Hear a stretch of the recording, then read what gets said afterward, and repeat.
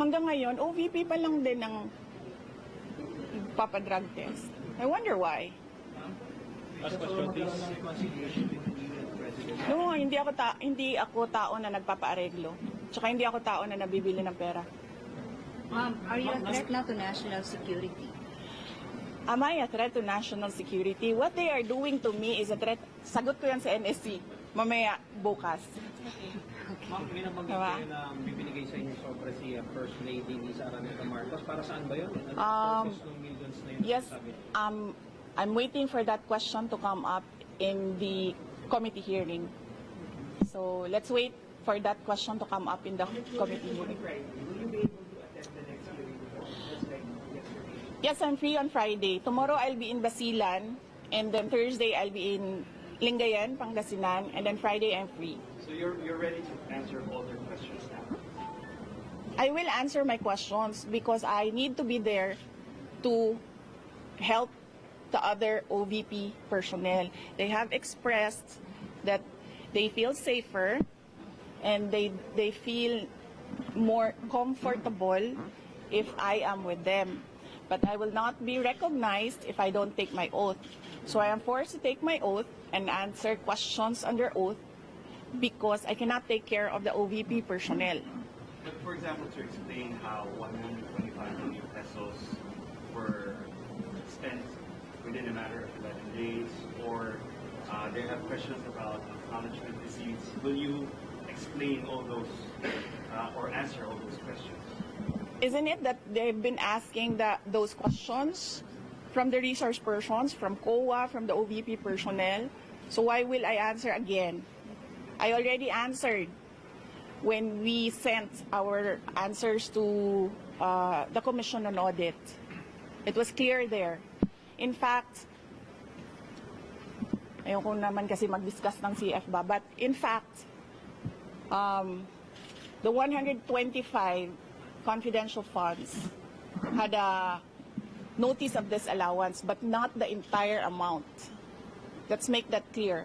Not the entire amount of the 125 million was disallowed by the Commission on Audit. Meaning, all the rest of the funds, I do not have the number right now. I think it's approximately 70 million that was disallowed. But that is subject to appeal because gusto ko ba sabihin ito sa inyo?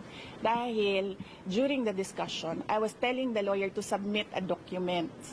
But the lawyer said, no, you know, when lawyers are discussing and they have their own positions, it's really a difficult meeting to do.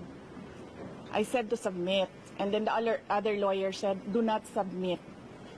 Eh di lumabas yung disallowance, and then sinabihan ko yung lawyer, sabi ko, tingnan mo, lumabas yung disallowance, sabi ko, sa appeal, ilabas mo yung document.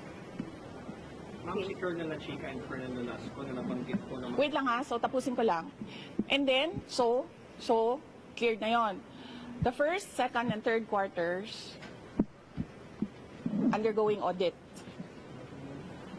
Merong AOM na sinasagot namin ngayon. Okay? For DepEd, the first and second quarters, may credit notice na yon. Ibig sabihin, cleared na ang buong pera. Diba? Ewan ko lang kung sinasabi ito ng mga congressman. Of course, hindi nila sinasabi, diba? Because they want to present their own narrative. Tapos na yon. The money in DepEd, first and second quarter, cleared with credit notice. The ongoing audit is on the third quarter only. And it's ongoing. So you cannot question an ongoing audit. And you cannot audit the funds of any government office because that is the exclusive domain of the Commission on Audit. Bakit nag-audit ang ating mga congressman? Dapat sila gumagawa ng batas. Nakikita nyo?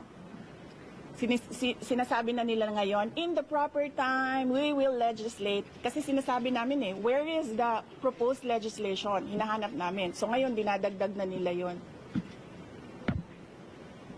Madali lang naman siya pakinggan nyo lang, basahin nyo lang lahat ng mga nangyayari. Madali lang maintindihan kung anong ginagawa nila. Okay? Last question please. Kapag humarap na si Colonel Velasco and La Chica, mas maintindihan na ba ng publiko at ng Kongreso itong paggastos po ng confidential funds? Really, I still say that confidential funds, the use of confidential funds cannot be divulged. Sinasabi ko pa rin yan. They cannot be divulged in public. It will compromise lives and security of personnel who are cooperating or who are nandoon sa kabila na asset. You cannot do that. That is why it is called confidential funds. Executive Secretary, reaction mo sa comment ko ng ilang congressmen na parang nagkakaroon na humaharap sa pagdilihan. Oo, kasi tineterrorize nila. Of course, magkakasakit talaga ang tao na hinaharas mo, tineterrorize mo. Ako lang naman ang hindi nagkakasakit dahil politiko ako. You can terrorize me and harass me all you want. It does not matter to me. Pero these are ordinary Office of the Vice President employees. They are not politicians. They are ordinary citizens. So, pag hinaras mo yan, terrorize mo yan, ganyan talaga mangyayari. Sinasabihan ko yung doktor kagabi, Dok, i-clear nyo yan na mag-attend ulit. Kung sa susunod, diretsong stroke na yan. Ngayon, swerte tayo, hindi na stroke, hindi na heart attack. But the family has a history of heart attack. Lahat ng kanyang ang parents and some, I think some relatives, heart attack lahat ang ikinamatay. So, ano ba? Papaupuin pa ba natin doon? Tapos antayin natin, ay na heart attack. Kay Ma'am Gina ito. Yes. Diba? So, yes. So, yes. Yes, Mr. Billionario, pahingi ng pera. Nasa critics din and others, they're saying Yes. of course you've already said that you're here almost 24/7 because you're concerned about your staff. Yes. Some of your critics say you're here 24/7 because you're afraid they might say something, might divulge something that might incriminate you. They are attending Yusek Lopez attended the hearing. They can ask her questions there. I was not there when Yusek Lopez attended the hearing, so I was not there to influence her and tell her what to answer. If you saw me yesterday, I was not looking at Gina Acosta. I was studying. I was reading laws. I was studying the rules of the... Para na akong congressman ngayon, tanong niyo ako kung anong rules nila. I was studying the rules of the House of Representatives. I was not looking at her. Pinapabayaan ko siya sumagot. Siguro umiiling-iling ako paminsan-minsan dahil I feel na hindi dapat dinadivulge sa public yung ibang mga sinasabi na ng kasama ko, pero wala akong magawa. Wala akong magawa. Kasi ayaw namin na ma-detain sila. So, sumasagot talaga sila. Si Edward Fajardo, not once did I coach him. Pero si Gina, I helped her with the term detail. Kasi she was trying to remember kung anong tawag nung isang tao na galing sa isang opisina, na nililipat sa isang opisina, and that is called detail. So I told her detail, and she said details. Yung money, yung CF is from SDO, dumidiretso daw sa mga security officer. Yun talaga mamang nature ba ng confidential funds? Yes, there is an SDO, and there is a security officer, and there is a head of agency. So, ako yung head of agency, may SDO kami, may security officer kami. Ganon talaga ang structure.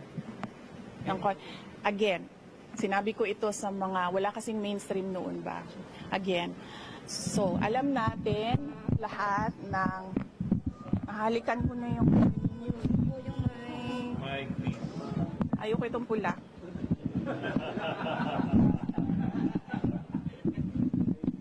Saan galing yan? Ayun. Okay. Saan? Saan ako? Okay. Alam nyo, di ba, meron kayong mga naririnig ng akusasyon ng nakawan dito sa ating gobyerno. Corruption in government. Naririnig nyo ba na millions ang ninanakaw? Hindi, di ba? Ang naririnig nyo, billions ang ninanakaw sa budget natin. Alam nyo bakit 150 million lang yon? Kasi kinompute yun kung buwan-buwan ano ang gagawin at ano ang i-implement. Napakaliit na amount ang 150 million. So bakit kami magnanakaw ng 150 million? Ang nakawan sa gobyerno, billion.